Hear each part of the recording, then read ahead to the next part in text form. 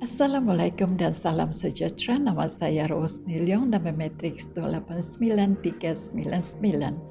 Pembentangan ini adalah untuk subjek GMGF 2033 dasar dan analisis fiskal.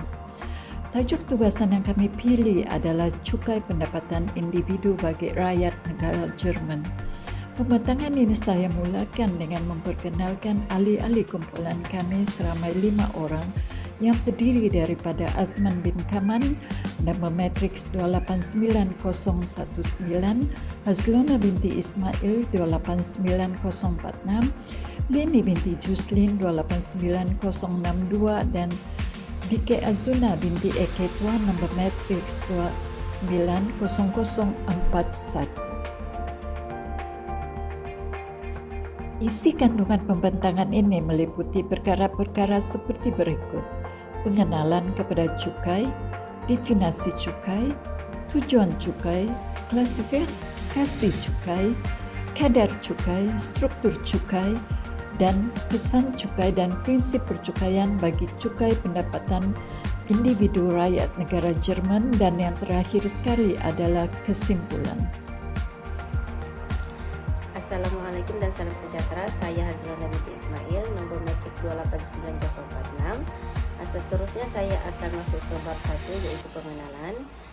Jerman atau dikenali juga sebagai Republik Persekutuan Jerman merupakan sebuah negara di Eropah Tengah dan mempunyai lebih daripada 83 juta penduduk. Ibu negara Jerman adalah Berlin dan merupakan bandar terbesar di Jerman. Jerman adalah ekonomi terbesar di Eropah dan keempat terbesar di dunia berdasarkan KDNK nominal. Negara ini adalah peneraju dalam industri pembuatan, terutama dalam sektor otomotif, kejuruteraan, dan kimia. Pasaran buruh di Jerman adalah salah satu yang paling stabil dan kukuh di dunia, dengan kadar pengangguran yang rendah dan pertaburan pekerjaan yang komprehensif. Sistem pendidikan vokasional yang mantap juga menyokong pasaran buruh dengan menyediakan tenaga kerja yang berkemahiran tinggi. Bundestag merupakan parlimen Jerman yang bersidang di Berlin. Institusi ini telah ditubuhkan berlandaskan Parlimen Republik Persekutuan Jerman yang ditulis pada tahun 1949 dan merupakan institusi yang mengambil alih peranan Reichstag. Dewan ini merupakan satu-satunya organisasi di dalam perlembagaan Persekutuan Jerman yang dipilih dan disahkan secara terus oleh rakyat. Sistem percukaian Jerman adalah kompleks dan melibatkan pelbagai jenis cukai yang dikenakan di peringkat persekutuan negeri dan tempatan. Beberapa jenis cukai utama termasuk cukai pendapatan, cukai korporat, cukai nilai tambah, cukai perdagangan, cukai warisan dan hadiah, dan juga cukai hartanah. Assalamualaikum dan salam sejahtera. Saya Azman bin Kaman, nombor matriks 289019, akan membentangkan bab 2, yaitu analisis cukai. Definisi cukai. Cukai bagi Jerman merujuk kepada sumbangan kewangan yang diwajibkan oleh kerajaan ke atas individu, syarikat dan entiti lain tanpa pulangan langsung, mana ianya digunakan untuk membiayai berbagai keperluan awam seperti infrastruktur kesihatan, pendidikan, keselamatan sosial, dan lain-lain. Di negara Jerman terdapat 6 jenis cukai, yaitu cukai yang pertama adalah cukai pendapatan, kedua cukai korporat, ketiga cukai nilai tambah, keempat cukai perdagangan, kelima cukai warisan dan hadiah, dan juga keenam cukai hartanah.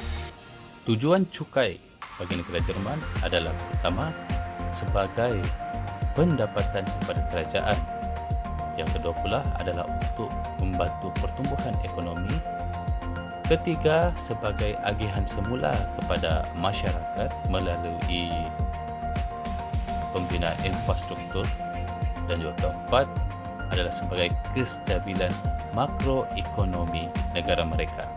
Seterusnya kita akan pergi ke klasifikasi cukai. Di bawah klasifikasi cukai ini terdapat 3 yang perlu kita kenal pasti, yaitu teknik cukai, asas cukai, dan juga struktur kadar cukai. Yang pertama kita ke teknik cukai. Pendekatan sistem cukai individu di Jerman menekankan pada keadilan dan pembebanan yang progresif dengan berbagai jenis cukai yang dirancang untuk membiayai berbagai aspek kehidupan sosial dan ekonomi negara. Secara umum, klasifikasi cukai individu di Jerman mencakupi yang pertama cukai pengajian, yang kedua cukai jaminan sosial, yang ketiga cukai penjualan, dan keempat cukai hartanah. Klasifikasi cukai yang kedua adalah asas. Asas cukai ialah sesuatu aktiviti ekonomi atau perkara yang dijadikan sebagai asas untuk mengenakan cukai. Antaranya adalah seperti 1. Pendapatan, kedua perbelanjaan, ketiga urus niaga, keempat kekayaan, dan kelima penggunaan. Seterusnya adalah struktur. Di bawah struktur ini terdapat tiga kadar yang perlu kita ketahui, yaitu yang pertama adalah kadar proporsional. Kadar proporsional ini membawa maksud cukai berkadar sama atau lebih dikenali sebagai cukai yang bersifat tetap. Walaupun asas cukai meningkat, kadar cukai tetap malar dan sama pada tempoh tersebut. Dan yang kedua adalah kadar progresif. Jerman menggunakan sistem tarif progresif untuk cukai pengajian yang bermaksud semakin tinggi pendapatan seseorang, semakin tinggi tarif cukai yang mereka bayar. Tarif cukai bermula dari 0% dan boleh mencapai kadar maksimum sekitar 45% untuk pendapatan yang lebih tinggi. Dan kadar yang ketiga adalah kadar regresif. Ini adalah kontribusi untuk sistem jaminan sosial seperti jaminan pensiun, insurans kesehatan, dan insurans rawatan jangka panjang. Kontribusi ini biasanya dibahagikan antara pekerja dan majikan. Untuk lebih mengetahui tentang kadar ini, kita boleh lihat graf-graf yang telah disediakan. Kadar cukai. Kadar cukai pendapatan individu di Jerman adalah progresif, yang bermaksud kadar cukai meningkat seiring dengan peningkatan pendapatan seseorang. Berikut adalah kadar pendapatan individu di Jerman untuk tahun 2024. Yang pertama, teknik cukai langsung, kedua, asas pendapatan, ketiga, struktur kadar progresif dan sifat, keempat, graf cukai bertingkat, kelima, konsep kadar cukai, keenam, jumlah cukai, ketujuh, permulaan cukai, titik minimalis. Prinsip percukaian. Prinsip percukaian di Jerman adalah berdasarkan beberapa prinsip asas yang memastikan sistem percukaian adalah adil, efisien, dan berkesan. Prinsip pertama adalah prinsip kemampuan membayar. Prinsip kedua, prinsip keadilan. Prinsip ketiga, prinsip kecekapan ekonomi. Prinsip keempat, prinsip kesederhanaan. Prinsip kelima, prinsip kepastian. Prinsip keenam, prinsip keanjalan. Dan prinsip ketujuh, prinsip keumuman. Dan prinsip ke-8 adalah prinsip terbuka dan ketelusan. Dasar analisis cukai. Dasar dan analisis cukai di Jerman melibatkan pelbagai aspek yang merangkumi prinsip-prinsip pencukaian, struktur cukai, kesan ekonomi, dan usaha penambahbaikan. Assalamualaikum dan salam sejahtera. Saya DJ Azuna binti Eke2 dan Matrix 290041 dan saya akan menerangkan berkaitan dengan kesan-kesan cukai.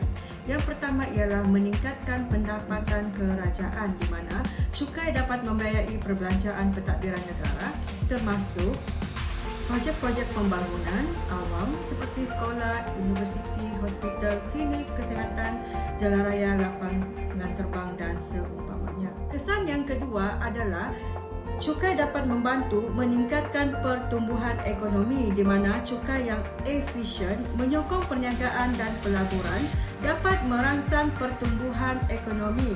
Seterusnya, struktur cukai yang pelbagai memastikan sumber pendapatan kerajaan yang stabil. Kesan yang ketiga adalah cukai dapat membantu dalam mengagih semula pendapatan kepada rakyat di mana ianya dapat mengurangkan ketidaksamaan pendapatan dengan mengenakan kadar cukai yang lebih tinggi kepada mereka yang berpendapatan tinggi dan menghasilkan program kesejahteraan sosial dengan menggunakan hasil cukai. Secara Secara kesimpulannya, sistem percukaian di Jerman adalah yang paling komprehensif dan berstruktur di dunia. Ini kerana tujuannya adalah untuk memastikan keadilan sosial dan kestabilan ekonomi. Sistem ini mengalami pelbagai jenis cukai yang dikenakan ke atas individu dan perniagaan untuk membiayai perkhidmatan awam serta infrastruktur negara. Dan secara keseluruhannya, sistem percukaian di Jerman berfungsi untuk menyokong keperluan fiskal negara sambil memastikan keadaan sosial dan ekonomi. Melalui pelbagai cukai dan insentif, kerajaan Jerman berusaha untuk mengimbangi antara pengumpulan hasil dan memberi sokongan kepada rakyat. Sekian dahulu daripada kumpulan kami. Sekian, terima kasih.